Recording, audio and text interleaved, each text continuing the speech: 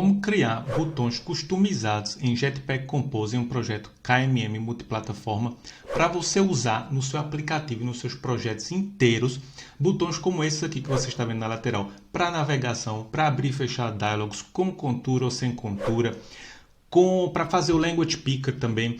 Um set completo de coisas que você vai precisar 100% para você ter um ponto de partida nos seus projetos. E aí, sabereis fazer?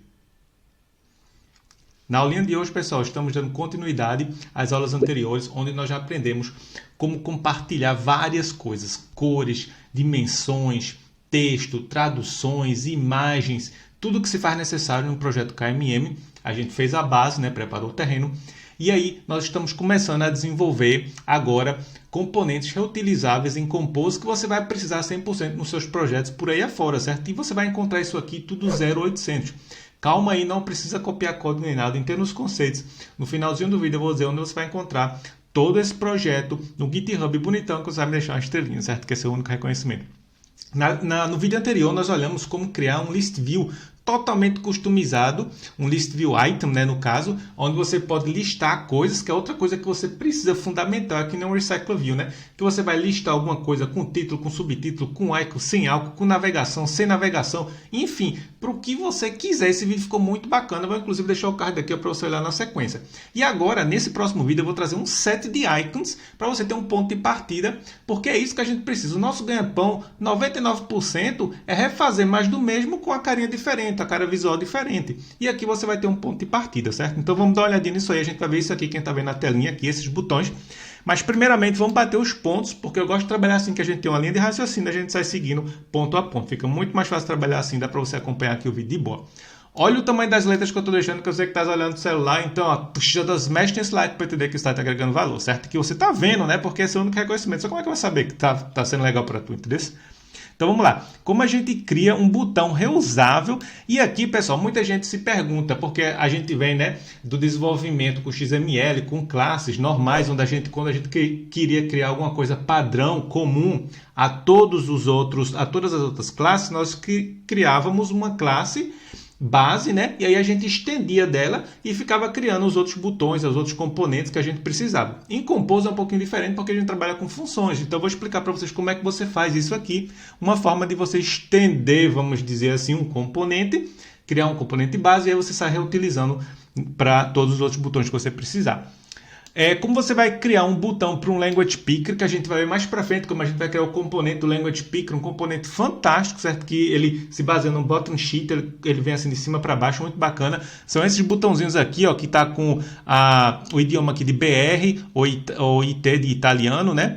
Nós vamos ver como criar botões de navegação, são os mini buttons, né? Esses botãozinhos aqui que tem até um ícone na frente que você pode indicar, né, se o cara vai navegar para frente ou para trás. Muito bacana isso aí também.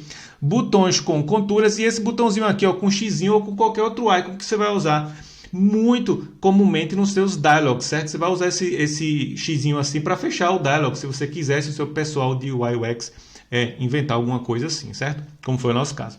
E aí teremos um set completo que você vai ter à sua disposição para você já usar nos seus projetos aí 0800, porque a ideia do canal aqui é te dar um ponto de partida e te agregar valor, certo? Para fazer mais do mesmo nem fácil, já me conhece. Então vamos lá, ponto número 1, que é o mais importante, como a gente cria um componente base reusável.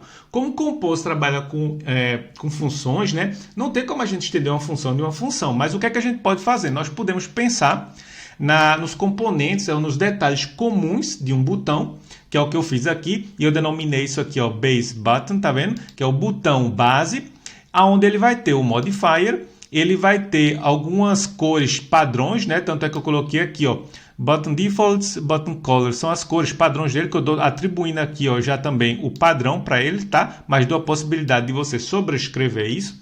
A gente tem um on-click que a gente sempre vai ter nos nossos botões e o conteúdo, ó. E essa é a maneira de como você pode estender, né? Ou meio que fazer, vamos assim, a analogia entre uma classe, onde uma classe base você estendia, e um composable, que é uma função, você vai passar sempre o content, certo? E aqui o content você vai colocar dentro de um role scope, que é aquilo que o botão oferece para a gente, né? Então a gente vai colocar o nosso composable aqui dentro.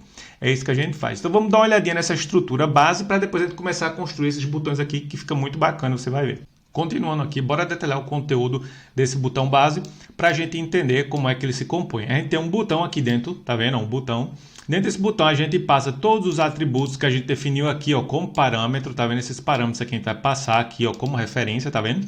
Aí a gente define o padding default que a gente tem, né, o padrão, se vai ter a borda arredondada, sim ou não, os valores, todos esses valores aqui, pessoal, mais para frente, em um próximo vídeo, ou num vídeo mais para frente, eu vou ensinar para vocês como é que a gente compartilha o famoso Daemons, né? Antigamente eu trabalhava com Daemons.xml, onde a gente tinha todas as dimensões, né, que se usava dentro de um aplicativo em um ponto central, para que quando você tivesse que alterar alguma coisa, você alterasse num ponto só. A gente vai fazer isso aqui nesse projeto KMM, só que primeiro eu estou trazendo aqui alguns componentes para depois você ver o intuito da coisa. A gente vê, por que isso faz necessário e como a gente faz para compartilhar isso aí. Vai ser muito bacana. Então, só por isso, ó, já dá like e subscribe, porque eu tenho certeza que tu não vai querer perder esse conteúdo também, certo? Mas bem, aqui para fins didáticos eu estou colocando os valores hard-coded, mas aqui eu já estou usando um dos recursos que a gente aprendeu a compartilhar, que foi os spacings. Tá vendo que tem até um vídeo que fala só sobre isso. Vou deixar o card aqui também. Bem, para a gente ganhar mais espaço agora, a gente já sabe que vão ser esses botões aqui. Deixa eu fechar isso aqui por um momento, para a gente ganhar mais espaço. Boto minha imagem aqui para o lado. E aí a gente viu que no finalzinho a gente vai ter o conteúdo, ok? Esse content aqui, tá vendo? Ó, que ele é do tipo rowscope. Então a gente criou aqui, ó, um content. Tá vendo que é uma extensãozinha, uma funçãozinha aqui em cima de rowscope, e por isso a gente definiu isso assim. Dessa maneira agora a gente vai estar apto a criar outras funções e passar o conteúdo por referência, e aí ele vai criar esse botão aí, certo? Então vamos lá, vamos dar uma olhadinha agora nas criações. A gente tem um botão aqui que eu defini como primary button, que é o botão principal, e aí sim, ó, eu tenho aqui, ó, uso o meu base button, dentro dele, tá vendo? Não é que eu vou estender, tipo, como se fosse uma classe, né? Eu vou chegar na função, 2 pontinhos e botar aquela base como referência, não, eu vou usar esse botão, né, que ele aceita um botão como referência, né, como conteúdo, e aí sim eu posso usar ele em todos os meus outros botões customizados que eu venha a criar. Então é aqui que a gente faz, é aqui que a mágica acontece. Eu vou passar o modifier, o texto que eu quero que seja exibido e o onClick, certo? Ó, passa isso aqui. E aqui eu já tenho alguns atributos que eu estou pegando também do recurso de tema que a gente aprendeu a compartilhar também. Eu vou deixar o card aqui para você olhar na sequência, outra coisa bacana, que já são as cores compartilhadas, tá? Então eu atribuo essas cores aqui, ó, quando eu tocar nele, quando eu não tocar, quando ele tiver enabled, quando ele estiver disabled, no caso ativo e desativado, e aqui o texto, e aqui ainda passo o estilo do texto para ele, que eu estou pegando aqui do textile que eu já defini aqui para você nesse projeto, certo? Então esse aqui foi o botão número 1, um botão super simples que vai ser, no caso, esse botão aqui de cima, que é o botão principal. Agora tem um botão também que às vezes a gente tem vários botões na nossa aplicação, e o pessoal de UX define, vamos dizer, 2, 3 tipos de botões. Um é o principal e o outro é o que chama menos atenção, vamos dizer assim, que seria o segundo. Então esse aí ele tem um fundo branco e a letra dele é laranja, por exemplo. Então vou fechar isso aqui agora, ou também mais aqui para o lado. E esse seria, por exemplo, o meu secondary button, ou então o button primary com o background branco. Por isso eu denominei ele assim, ó, tá vendo aqui? E aí a única coisa que muda aqui é a atribuição de cor. Aqui não tem bicho de 7 cabeças não. Aí tem aqui o botãozinho que seria o cinza, no caso, botãozinho cinza, mesma coisa, tá vendo? Aqui não tem bicho de 7 cabeças, pode parar o vídeo e olhar aí na sequência. E a gente tem um secondary button, que é o button que é o botão que ele é outline, ele tem essa conturazinha. Esse aqui já é um pouquinho diferente, tá vendo? Ele tem isso aqui, deixa eu dar uma olhadinha aqui para você ver. E esse carinha aqui, ó, que tem essa contura aqui, ó. Outra coisa muito bacana que você vai precisar, a espessura dele você pode ajustar também de acordo com o seu caso de uso, porque a ideia aqui é te dar um ponto de partida, certo? E aí você vê como foi que eu estruturei todo esse botão aqui, ó, já usando algumas coisas, como eu vou falando para vocês, dos recursos compartilhados, e esses valores que estão aqui, hard-coded, a gente vai aprender a compartilhar mais para frente, tá? Tu não vai querer perder isso aí, não. Bem, vamos dar uma olhadinha agora nos botões de navegação, que esses são os botões interessantes, que são os mini buttons, como eu digo, ou small button, né? Ou seja, botãozinhos pequenos, vamos dizer assim, que você vai usar para navegar, e tem um bem bacana, que é o de fechar o seu dialog, né? Quando você vai criar um dialog, normalmente você coloca o botãozinho com um xizinho ou com algum outro ícone para você fechar ou dar algum indicador ao seu usuário. Então vamos lá. Primeiro para os mini buttons, o que é que eles são aqui? Ó? Eles são do tipo text button, tá vendo? E aí o que é que eles têm? Eles têm alguns valores, mas o interessante mesmo é a parte do ícone, que é esse carinha aqui, ó. Tem um ícone na frente dele, tá vendo aqui, ó? Que eu passo como atributo um valor para eu poder customizar esse cara. Ora eu quero com o ícone, ora eu quero sem o ícone, certo? Vou mostrar já para vocês. Continuando aqui, Vocês percebem também que eu já estou passando aqui, ó, usando, ó, os ícones, tá vendo? Que eu mesmo pego da própria library da Google, que ela já nos fornece, né? Então a gente já pode fazer uso disso aí. Existem os botões que são totalmente preenchidos e aqueles que são vazados, né? Então eu peguei aqui um preenchido e peguei essa arrow aqui, ó, porque o pessoal de UX definiu assim, e o UX, então é esse carinha aqui, ó, que eu tô com o mouse over em cima, tá vendo, né? Essa setinha assim, que é a setinha que é mais usada, comumente usada no iOS, né?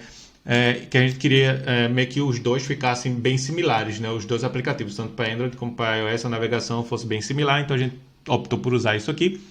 E aí aqui também já usando alguns valores, né, dos vídeos que a gente aprendeu a compartilhar aqui, os espaços e o tema. Já não vou mais entrar em detalhes sobre isso aí, isso aqui é simples.